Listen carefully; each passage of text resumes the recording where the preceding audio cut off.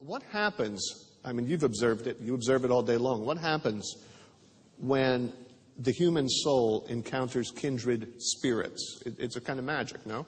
That's exactly what it is. And over the years, that's what we've been cultivating. So producing, it's more than just producing news. It's trying to find that accord with the reader.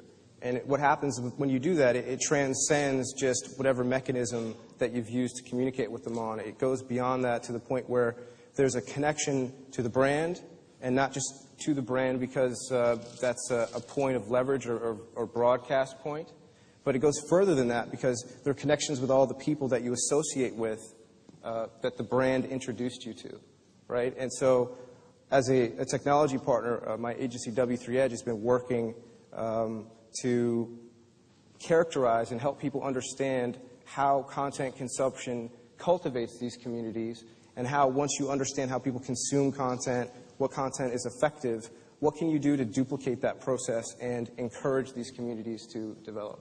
Now, this is all about cultivating communities. The whole idea of the relationship era and marketers' participation in it is all about cultivating communities. But what's good is that we're all hardwired to look for communities, right? I can think of a pretty good analog example. You're meeting somebody new. You're at their place for the first time ever, right? Maybe you're on a date or something, and you're sitting there and you're looking at the bookshelves and the CD rack to see what's going on there, to give you clues as to whose place you're visiting. And, a good positive sign would be, I'm old, right? So Beethoven, American Songbook, Dizzy Gillespie. A very bad sign, Celine Dion, right? It's like, run for your life. Bob, I thought you were going to say the Jonas Brothers. I was about to be very offended. Of course, the Jonas Brothers, I'm putty in her hands, whoever she is, yeah. But I'm glad you brought that up, Nick, because, I mean, let's face it, for this audience, not necessarily a big Venn diagram overlap between this crowd and the Jonas Brothers, right? I mean, it's not necessarily Swedish art directors, I don't think, are very heavily in your demo. I'd say so. Huh? So, talk to me about that. Is this your crowd?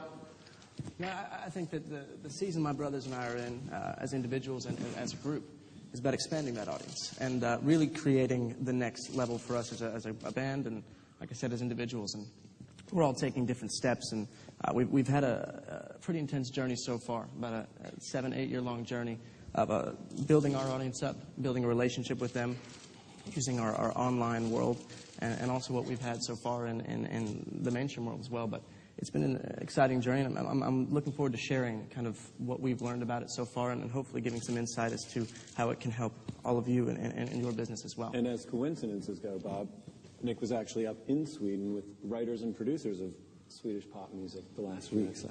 And there you go. And there you go.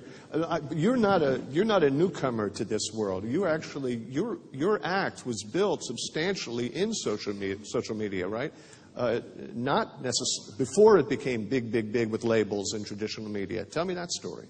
If I can just take a minute to kind of run through the history. I was signed as a solo artist first to Columbia Records.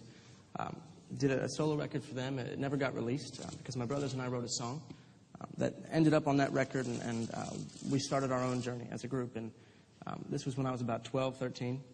And we had the support of our label making the record, but when it came time to promote it, they didn't really know how to properly do that. And so we took it upon ourselves to use our online world to do that. So YouTube, and at the time, MySpace was the biggest way. And because we didn't have any support at radio or at TV, that became our biggest focus. And it became a way for us to connect with our fans on a really personal level first, so that if we had anything we needed to promote, it just felt like we were talking to friends.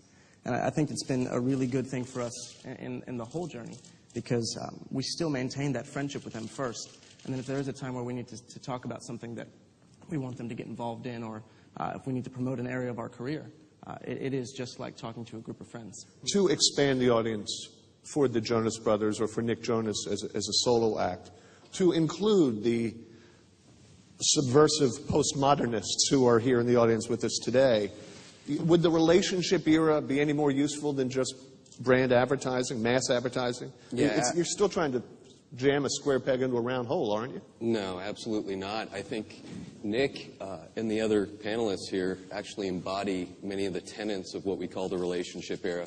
This move from one-way, interruptive, persuasive media, where we seek to reach frequency, our audiences, and we've grown into something more meaningful with this social technology.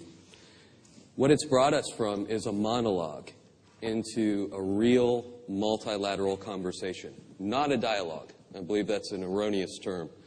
It's an always-on multilateral conversation about brands, but it's something more than that. There are various things that can fuel that conversation.